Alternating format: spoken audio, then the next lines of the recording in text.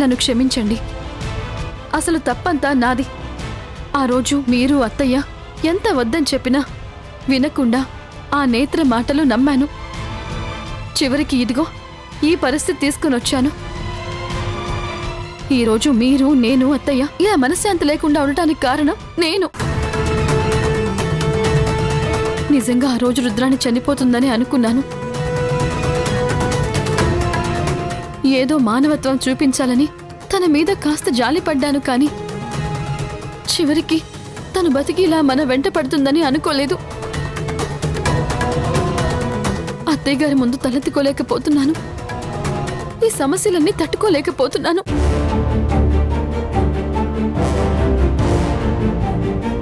ఇందులో నేను తప్పు పట్టడానికి ఏమీ లేదు చంద్రిక. ఒక మంచి మనిషిగా నువ్వు తన మీద జాలి పడ్డావు, నీ వ్యక్తిత్వాన్ని కాపాడుకున్నావు. కానీ చేసిన మేలు మర్చిపోయే మనిషి కాబట్టి ఆ రుద్రాణిని వదిలించుకుందామన్న వదలకుండా మన వెంట పడింది.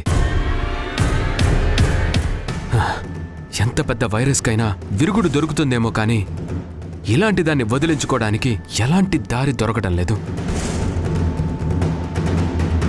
అసలు చనిపోతుందనుకున్న మనిషి బ్రతకడం ఏంటి? వదిలిపోయిందనుకున్న దరిద్రం ఇలా వెంటపడ్డమేంటి? చిచి, ఒక్కసారి తన పీక పిసికి చంపేద్దాం అనిపిస్తుంది. లేదంటే ఎవరికైనా డబ్బులిచ్చి తన ప్రాణాలు తీసేయమని చెప్పాలనిపిస్తుంది. తప్పండి. ఆ పాప మనకెందుకు? అంతకు తెగించే వాళ్లమే అయితే ఆ రుద్రాణిని ఎప్పుడూ చంపేయాల్సింది. మనం కేవలం మంచిని మాత్రమే కోరుకుంటాం. అదే ఈరోజు మనకి శత్రువు అయింది. చూద్దామండి, ఆ దేవుడు మనకు దారి చూపించకుండా పోతాడా? ముందు మీరు రిలాక్స్ అవ్వండి. ఈ సమస్యలకి దూరంగా మనం ప్రశాంతంగా ఉండాలని అత్తయ్య గారు మనల్ని పంపించారు. కానీ దురదృష్టవశాత్తు మనం ఇక్కడికి మళ్ళీ తిరిగి రావాల్సి వచ్చింది. దీనంతటికీ కారణం ఆ నేత్రే. నిన్నటిదాకా తన అమాయకురాలనుకున్నాను. తను కేవలం తన ఫ్రెండ్కి ఆత్మశాంతి కోసమే నా చేత తాళి కట్టించింది అనుకున్నాను. రుద్రాన్ని బ్రతకడం అనేది తను కూడా ఊహించని విషయం అనుకున్నాను. కానీ ఈరోజు తన ప్రవర్తన చూశాక నాకొక విషయం అర్థమైంది చంద్రిక. ఇదంతా ఖచ్చితంగా ఆ నేత్ర ఆడుతున్న నాటకం. రుద్రాణి, నేత్ర ఇద్దరూ కలిసి మనల్ని పిచ్చోళ్ళం చేశారు.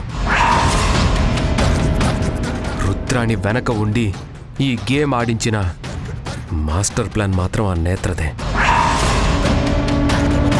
రుద్రాణి కంటే ముందు మనం ఆ నేత్ర గురించి ఆలోచించాలి. ముందు తనని ఇంట్లో నుంచి బయటికి పంపిస్తే కానీ మన ప్రాబ్లమ్స్ సాల్వ్ కావు చంద్రిక.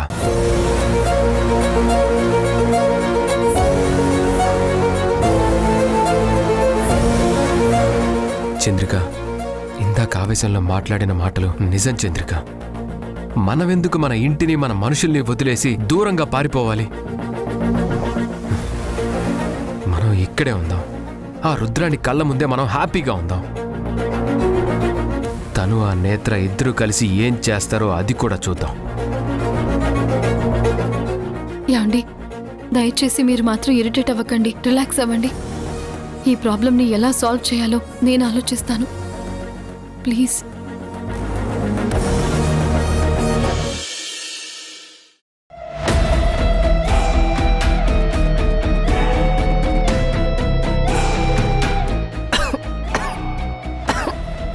నిదానంగా తినవే. ఇదిగో మంచినీళ్ళు తాగు.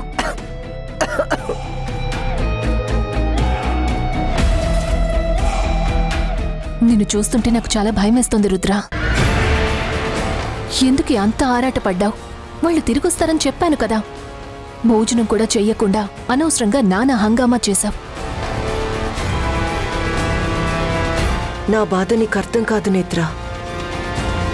తను ఎప్పటికీ తిరిగి రాడు, నాకు మళ్ళీ కనిపించడు అని అత్తయ్యగారు చెప్పేసరికి నా ప్రాణాలు పోయినంత పనైంది. ఏదైతేనే భరత్ మళ్ళీ తిరిగొచ్చాడు, నా కళ్ల ముందు నిలబడ్డాడు. నాకది చాలు నేత్ర.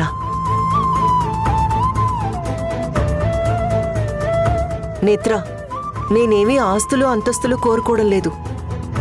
నేను బతికున్నంతకాలం ఈ ఇంట్లో ఒక పని మనిషిలో ఉన్న చాలు నేత్ర. నీకు ఆ స్థానం ఇవ్వడానికి కూడా ఈ ఇంట్లో ఎవరూ సిద్ధంగా లేరు రుద్ర. ఆ విషయం నీకు అర్థమవుతుందో లేదో నాకు తెలియడం లేదు. అందరూ నువ్వెప్పుడు చచ్చిపోతావా అని ఎదురు చూస్తున్నారు. ఇక్కడున్న ప్రతి ఒక్కరూ నువ్వెందుకు బ్రతికావా అని బాధపడేవారే తప్ప నువ్వు బ్రతికినందుకు ఒక్కరు కూడా సంతోషించడం లేదు. ఇలాంటి చోట ఉండాలని కోరుకోవడం కరెక్ట్ కాదు రుద్ర.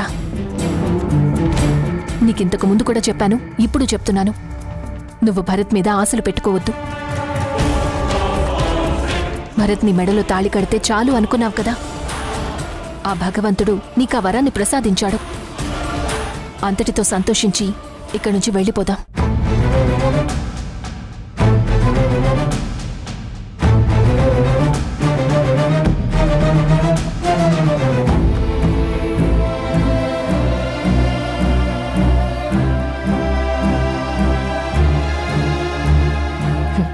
ఎలా వెళ్తాను నేత్ర? చావైనా బ్రతుకైనా నాకిక్కడే కదా. నేను ఈ ఇంటి నుంచి వెళ్తే శవంగా వెళ్ళాలని కోరుకున్నాను. కానీ ఆ దేవుడు శవంగా మారాల్సిన నాకు నా మెళ్ళో భరత్ గారి చేత తాళి కట్టించాడు. శ్మశానానికి వెళ్లాల్సిన నన్ను మళ్ళీ ఈ ఇంటికి కోడలిగా వచ్చేలా చేశాడు. ఇప్పుడు ఆ దేవుడిచ్చిన వరాన్ని కాదని నేనెలా వెళ్తాను చెప్పు? చూడు రుద్ర, భరత్కి పెళ్లి కాకుండా ఉండుంటే నీ ప్రేమను చూసి నిన్ను పువ్వుల్లో పెట్టుకుని చూసుకునేవాడు. కాని నీ దురదృష్టమేంటంటే నీకంటే ముందు తన జీవితంలోకి చంద్రిక చేరడం. అయినా తనంటే అంత పిచ్చి ప్రేమేంటే నీకు?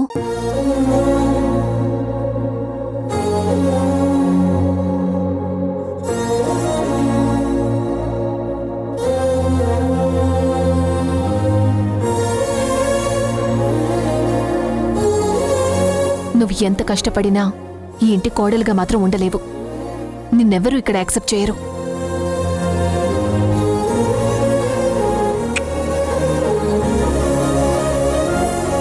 పర్లేదులే నేత్ర. భరత్ నన్ను తిడుతూనైనా నా కళ్ళ ముందు కనిపిస్తే నాకంతే చాలు. తన తిట్లే నాకు దీవెన్లు నేత్ర. కోపంతో ఒక చెంపదెబ్బ కొడితే తన చెయ్యి నా చెంపకి తాకుతుంది కదా, ఆ స్పర్శ నాకు చాలు. తను కొట్టిన దెబ్బ కంటే తన చెయ్యి నన్ను తాకింది అనే ఆనందం చాలు. నిన్ను చూసి బాధపడాలో నీ ప్రేమను చూసి జాలిపడాలో నాకు అర్థం కావడం లేదు. నిన్ను ఇలాగే వదిలేస్తే నువ్వు ఏవైపోతావో అని భయంగా ఉంది. నేనేమైపోతానే? మహా అయితే ఈ ఇంట్లో చచ్చిపోతాను, అంతే కదా. చావంచుల దాకా వెళ్ళొచ్చిందాన్ని. నాకు చావంటే భయం లేదు నేత్ర. భరత్కి భార్యని అనిపించుకున్న తర్వాత నాకింక ఏమైనా భయం లేదు. ముత్తైదువుగా చనిపోవాలని కోరుకున్నాను. అలాగే వెళ్ళిపోతాను. నా మెళ్ళో తాళి పడిన తర్వాత భరత్ నన్ను కొట్టినా తిట్టినా చంపినా కూడా నాకు ఆనందమే. ఎందుకంటే తను నా భర్త. ఈ జన్మకి నాకీ సంతోషం చాలే.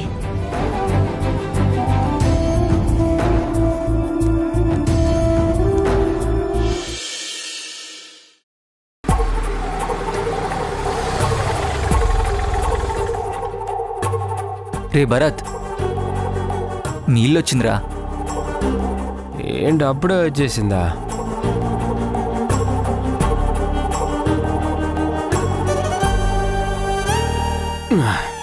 రే రే, జాగ్రత్త జాగ్రత్తరా.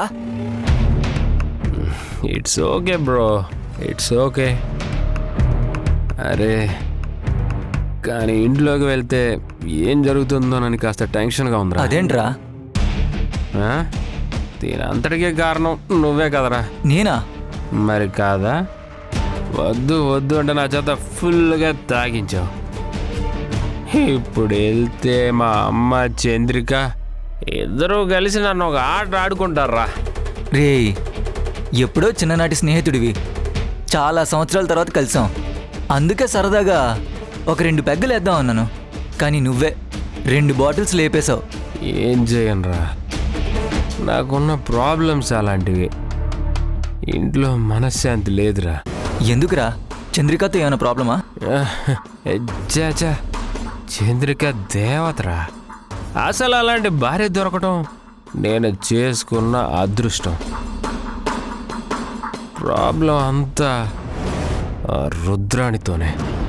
నీకు ఆల్రెడీ చెప్పాను కదా. అవునరా, చెప్పావు. నాకు చంద్రికకి మధ్య ఆ రుద్రాణి ఒక పెద్ద సమస్య అయింది. దాన్ని ఇంట్లో నుంచి పంపిస్తే తప్ప నాకు మనశ్శాంతి లేదు. డోంట్ వరీ భరత్, ప్రతిదానికి ఏదో ఒక పరిష్కారం ఉంటుంది. కొంచెం ఓపిక పట్టు, ఆ రుద్రాణి ప్రాబ్లంని సాల్వ్ చేసేద్దాం. ఓకేరా, గుడ్ నైట్. భరత్, ఒక్క నిమిషం.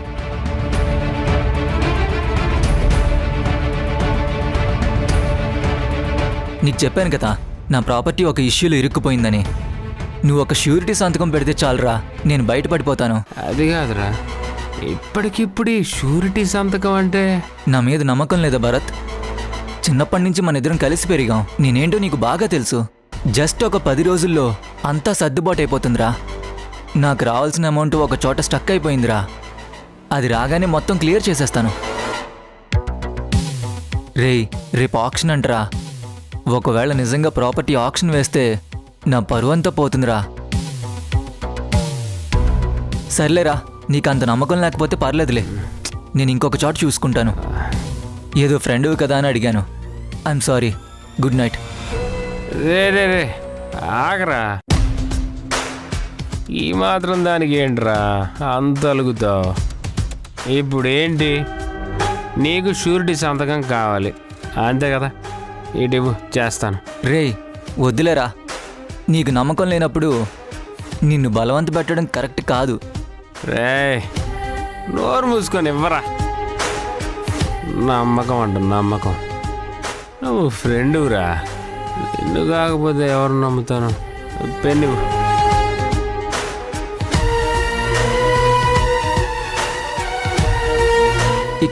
ఇక్కడ భరత్. ఐఎమ్ సారీ భరత్, నాకు వేరే దారి లేదు. అందుకే నిన్ను మోసం చేస్తున్నాను. నువ్వు లాయర్వి, ఎలాగైనా ఆస్తి కోసం నువ్వు ఫైట్ చేయగలవు. ఆ ధైర్యం నాకుందిరా. అందుకే నిన్ను మోసం చేస్తున్నాను, నన్ను క్షమించు. అయిపోయింది, నువ్వు అడిగినట్లే సంతకాలు చేశాను. Are you happy? ఈ మాత్రం దానికి ఏంట్రా అంత ఫీల్ అవుతావు?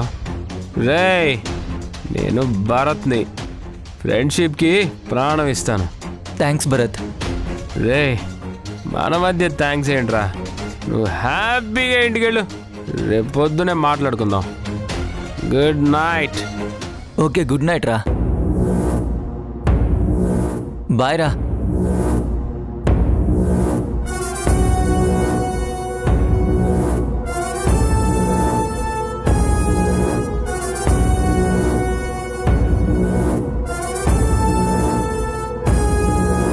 ఐఎమ్ సారీ రా.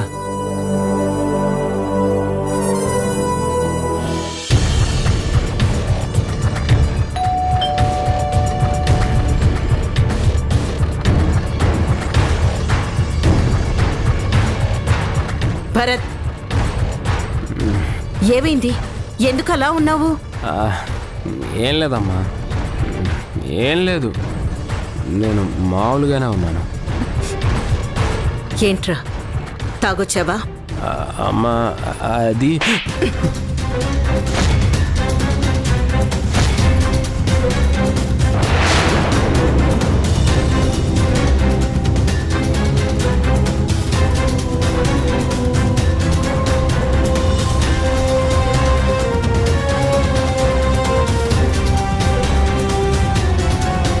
ఏంటత్తయ్య, ఏమైంది?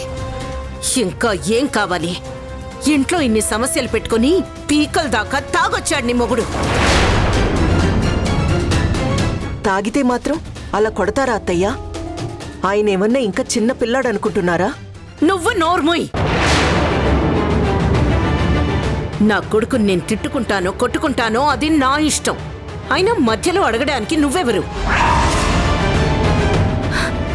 అసలు నీకు కొంచెమైనా బాధ్యత ఉందిరా? ఇంట్లో ఇన్ని ప్రాబ్లమ్స్ పెట్టుకుని పీకల దాకా తాగొస్తావా? ఏదన్నా జరిగితే పరిస్థితి ఏంటి? సారీ అమ్మా, నేను ఇలా తాగడం తప్పే, కానీ ఏం చేయను. అనుకోకుండా నా ఫ్రెండ్ కలిశాడు. వాడితో మాట్లాడుతూ ఉండగా ఇంటి విషయాల గురించి చర్చ వచ్చింది. ఇంటి విషయాల గురించి మాట్లాడేసరికి ఇంట్లో జరుగుతున్న ప్రాబ్లమ్స్ గుర్తుకొచ్చాయి.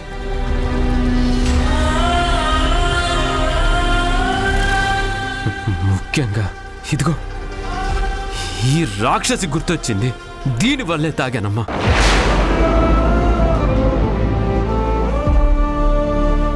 ఇది నా జీవితంలోకి వచ్చినప్పటి నుంచి నాకు అన్ని సమస్యలే.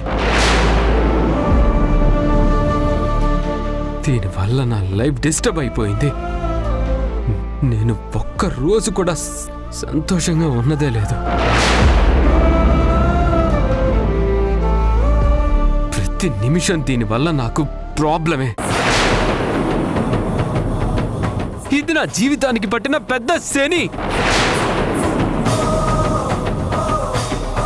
విన్నావుగా, నీ వల్లే వాడి మైండ్ డిస్టర్బ్ అయి ఇలా తాగుబోతుగా మారాడు. ఇంటికి పట్టిన పెద్ద సమస్యవి నువ్వే. అన్ని సమస్యలకి అసలు కారణం నువ్వే. వెళ్ళిక్కడి నుంచి వెళ్ళు.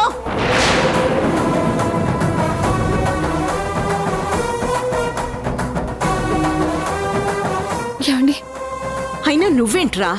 ఎన్ని సమస్యలుంటే మాత్రం ఇలా తాగి తందనాలాడతావా? సమస్యలు నీ ఒక్కడికే కాదు, మా అందరికీ ఉన్నాయి. ఇలా నీ ఆరోగ్యం పాడు చేసుకుంటే నీ భవిష్యత్ ఏంటి? మీకొక ఆడపిల్ల ఉంది, కనీసం నీకదైనా గుర్తుందా? మరీ బాధ్యత లేకుండా ప్రవర్తిస్తున్నావు. సిగ్గులేదు? సారీ అమ్మా, ఇంకొకసారి ఇలా తాగను. నన్ను క్షమించమ్మా. మాట్లాడితే సారీ, లేదంటే క్షమించు. ఇది మాత్రం నీకు బాగా తెలుసు. ఏమండి, చేసిన నిర్వాకం చాలు. పదండి, భోజనం పెడతాను. రండి రండి. ఆగో, వాడికి పూట భోజనం పెట్టడానికి వీల్లేదు. అదేంటత్తయ్య, భోజనం పెట్టకపోతే ఎలా? ఇప్పుడు ఆయన బాగా తాగున్నారు, ఆకలేస్తుంది కదా అత్తయ్య. ఏం పర్వాలేదు, కడుపు మాడని. ఆకలితో పేగులు అరిస్తే అప్పుడైనా తను చేసిన తప్పేంటో తనకు అర్థం అవుతుంది. ఇంకొకసారి ఇలాంటి పనులు చేయకుండా ఉంటాడు. అది కాదత్తయ్య. వాడు ఆకలితో అలమటిస్తుంటే ఆ బాధ నీకే కాదు, నాకు ఉంటుంది. ఎందుకంటే నేను వాడి కన్న తల్లిని. వాడికి బాధ కలిగిందని పీకల దాకా తాగొచ్చాడు. మరి ఇంట్లో ప్రతిక్షణం నరకం అనుభవిస్తున్న మన పరిస్థితి ఏమిటి? వాడు తాగి బాధ్యత లేకుండా బయట తిరిగొస్తే అసలు వాడికి ఏదైనా జరిగితే బాధపడేదెవరు? వాడికిప్పుడు ఏం చెప్పినా చెవికెక్కదు. ఈ రాత్రి కడుపు మాడితే రేపొద్దున ఆకలితో విలవిల్లాడుతాడు. అప్పుడు వాడితో నేను మాట్లాడతాను. ఉన్న సమస్యలు సరిపోవు అన్నట్టు ఇప్పుడు వీడొక సమస్యగా తయారవుతున్నాడు. వెళ్ళు, వాణ్ణి తీసుకెళ్లి పడుకోబెట్టు. రండి. చూడు చంద్రిక, నేను సీరియస్గా చెప్తున్నాను. వీడికి మాత్రం ఈ పూట భోజనం పెట్టడానికి వీల్లేదు.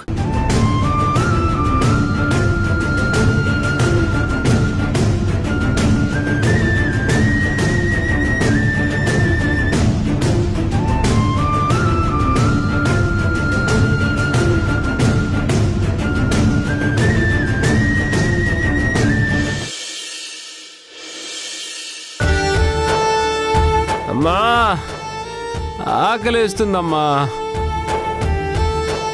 చంద్రిక, ఆకలేస్తుంది. అన్నం పెట్టు చంద్రిక. ఇక నుంచి తాగనని చెప్పాను కదా. బాగా ఆకలేస్తుంది చంద్రిక. అమ్మా క్షమించమ్మా, ఇంకెప్పుడు తాగను. ఆకలేస్తుందమ్మా. మా తట్టుకోలేకపోతున్నాను.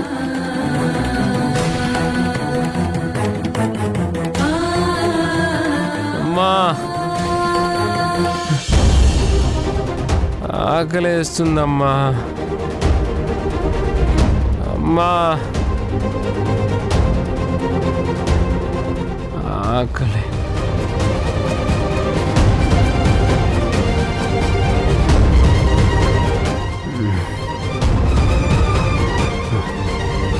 భరత్, అన్నం తీసుకొచ్చాను. ఇదిగో నీకిష్టమైన పప్పు, కడుపు నిండా తిను. నువ్వే పెట్టు. అలాగే. ఆ